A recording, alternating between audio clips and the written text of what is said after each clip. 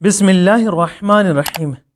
ناظرین حضرات، آپ کی خدمت میں خمس کے احکام بیان کرنے جا رہے ہیں۔ اگر آپ نے ہمارا چینل سبسکرائب نہیں کیا ہے تو پہلے سبسکرائب ضرور کر لیں۔ آئیے چلتے ہیں سوالوں کی طرف۔ ادھار پر فروخت ہونے والی اجناس کا خمس۔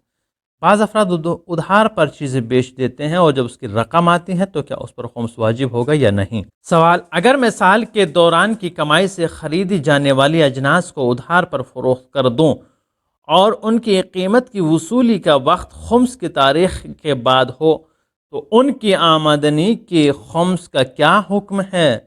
جواب: معاملہ کرتے وقت اجناس کی نقد قیمت اسی سال کی آمدنی اور ادھار بیچنے پر ملنے والا منافع وصولی والے سال کی آمدنی ہوگی۔ دوسرا سوال: سرمایہ کا خمس۔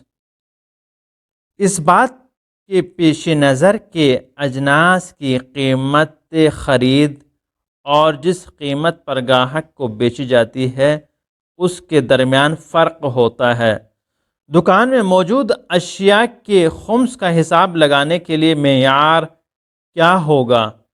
قیمت خرید یا قیمت فروخت؟ یعنی دکان میں جو سامان ہے اس کا معیار کیا ہوگا، بیچنے کا اور خریدنے کا؟ جواب: اشیاء کا اس قیمت کے لحاظ سے حساب لگائیں کہ جس پر خمس کی تاریخ میں انہیں نقد کیا جا سکتا ہو، اور اس کو شیئر کرنا نہ بھولیں۔